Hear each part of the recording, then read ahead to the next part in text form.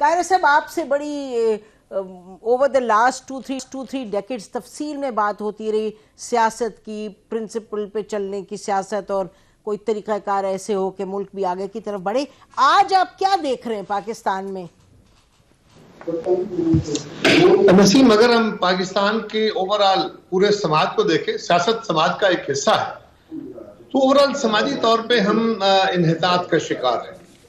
माली तौर पे बेहतरी आई है, इसमें कोई शक नहीं। इकोनॉमी में बेहतरी आई है, इसमें कोई शक नहीं, अगर पिछले 4-5 दहाइयों में देखें।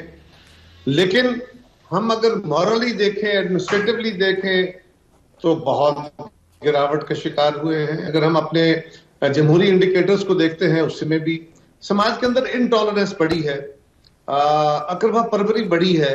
बजाय इसके कि हम रूल ऑफ लॉ और जो इल्म और हिकमत की तरफ जाते हैं, अपने किरदार बेहतर करने की तरफ जाते हैं, हम अपने जो रहे सहे किरदार थे वो भी खोए बैठे हैं।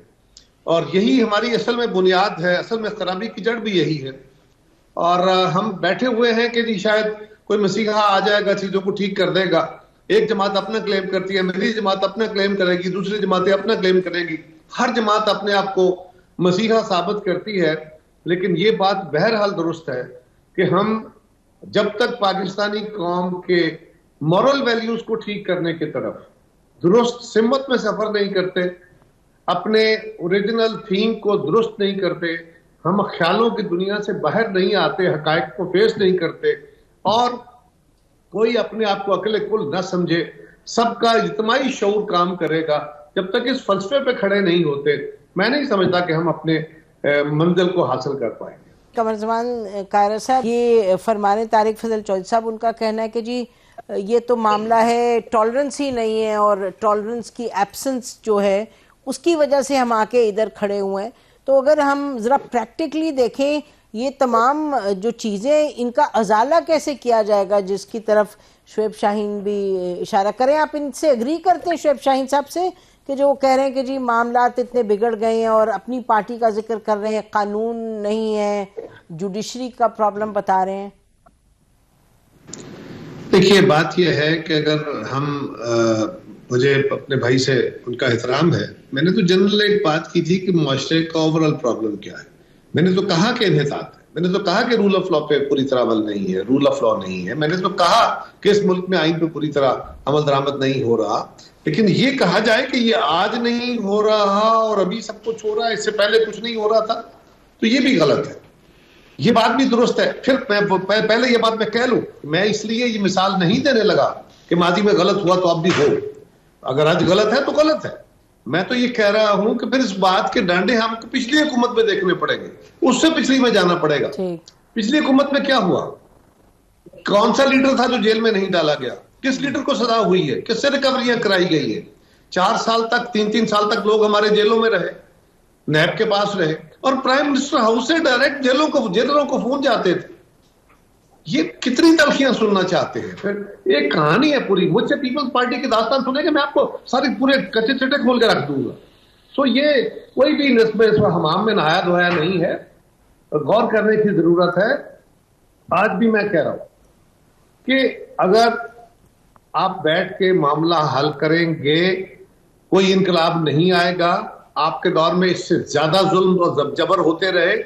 आइन की 26वीं तरमीम के अंदर वो क्या हो गया कि वही सुप्रीम कोर्ट के जज, सिर्फ सुप्रीम कोर्ट के चीफ जस्टिस के तकर्रर, जो कि तकर्रर भी 3 जजेस में से होना है, जो सिटिंग जजेस है, कोई बाहर से जज नहीं लाना, उसका एक फैसला हुआ है कि पार्लियामान का उसमें एक रोल होगा। ओरिजिनल आइन में था, अगर उसको बहाल किया गया है तो आज पाकिस्तान का अदालती निजाम ही सारा खराब हो गया। अचानक उन लोगों के जमीर खराब हो गए, वो जजेस खराब हो गए। क्या हो गया? अगर जजेस के तकर्री के तरीकाकार को ट्रांसपेरेंट करने की कोशिश की गई है, तो जो मुख्तलिफ चैम्बरों से जज लिए जाते थे, या जो इफ्तिखार चौधरी साहब के फेवरेट जजेस बनाए गए थे, उन्होंने क्या गुल खिला दिया इस मुल्क के अंदर, कॉन्फ्रेंस साफ फराम कर दिया है। तो प्लीज इस मामले को इस तरफ ना ले जाएं। आप अपने हर वक्त आप अपनी उसी दायरे के अंदर रहेंगे तो ये मुनासिब नहीं रहेगा ना। हर चीज के जवाब मौजूद होते हैं। मैं तो सिर्फ ये कह रहा हूं कि हम सबको तदब्बर और हौसले से आगे बढ़ने की जरूरत है।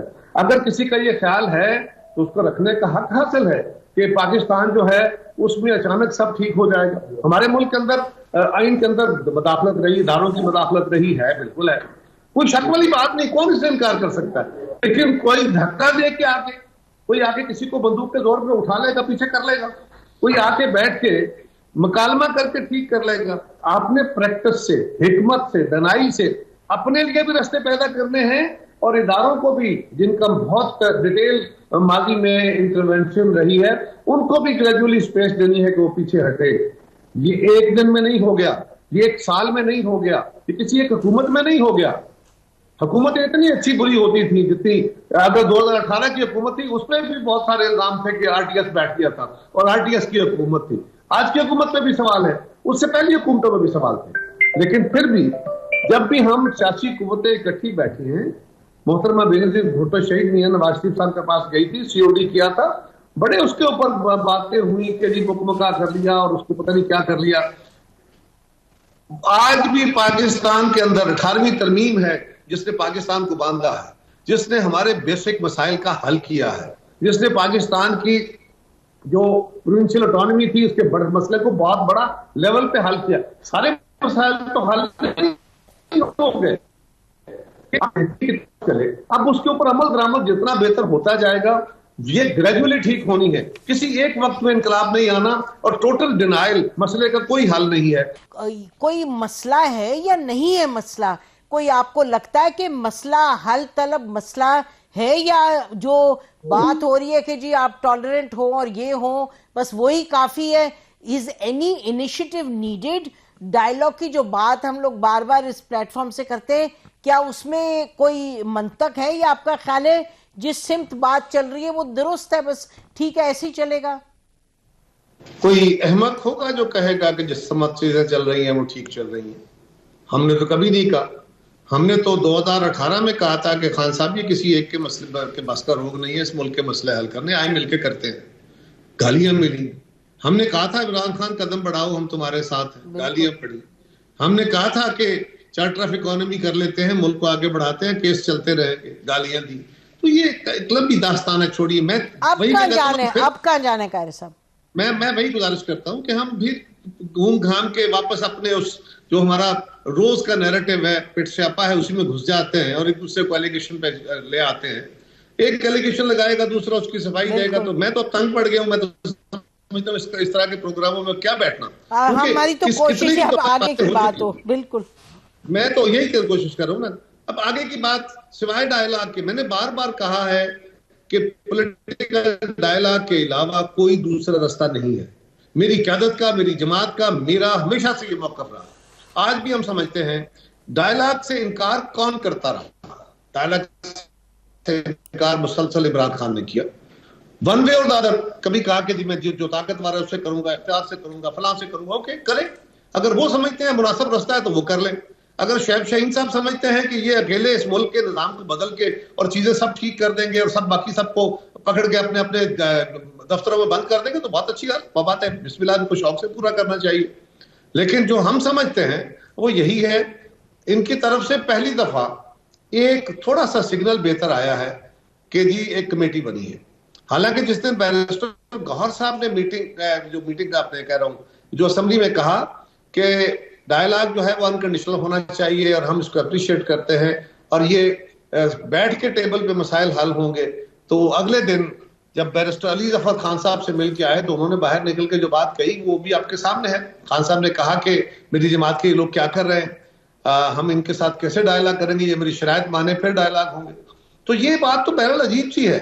लेकिन इवन देन, बावजूद इसके के इलेक्शन के मौके पे जो पिछली मई में हुआ जो डायलॉग हुआ, जो 6 मई को ब्रीच हुआ, वो भी खान साहब की अपनी हटदर्मी से ब्रीच हुआ।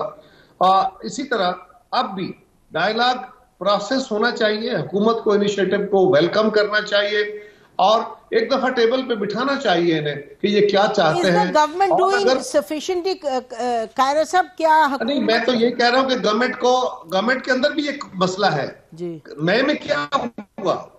अब मई के बाद डायलॉग की बात गवर्नमेंट ही करती रही है ना।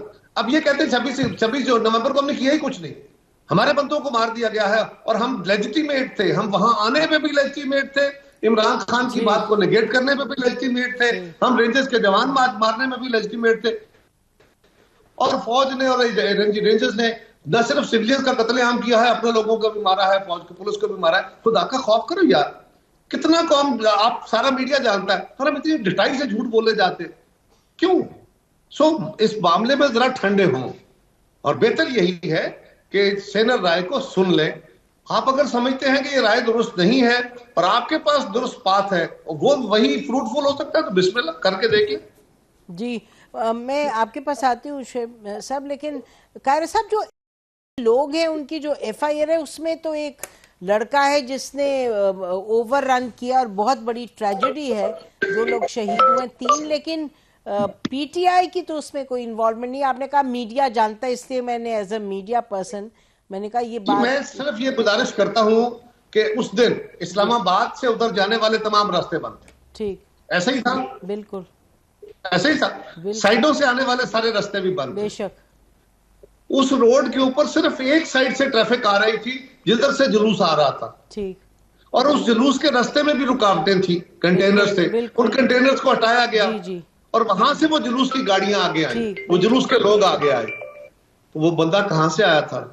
उसी जुलूस का हिस्सा। उस पे तो काफी इन्वेस्टिगेशन हुई है। नहीं, मैं इन्वेस्टिगेशन की बात ही नहीं कर रहा। मैं तो आपको सिंपल पूछ रहा हूं कि जब हर तरफ से रास्ते बंद थे, एक तरफ रास्ते खोले गए, जोर जबरदस्ती खोले गए, और उसी क्राउड में से एक गाड़ी निकल के आके उन्हें हिट करती है, और हम कहते हैं कि नहीं, वो हमारा बंदा ही नहीं है।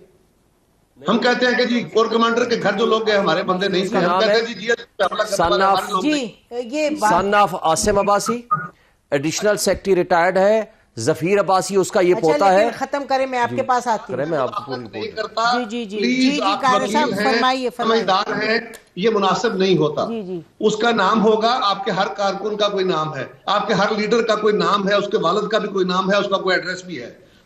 ये कहना कि वो फलां का है, फलां का है, वो आपके क्राउड में से था, वो आपके जुलूस में से था। और बहुत सारे लोगों के बच्चे, वालिदैन किसी और जमात में, बच्चे उनके काबू में नहीं है, वो आपके साथ है। ये कहना कि वो हमारा था ही नहीं, ओके, अगर आप इस डिनायल मोड में रह के समझते हैं कि मसले हल हो सकते हैं, तो बिस्मिल्लाह करिए, मुझे कोई इतराज नहीं।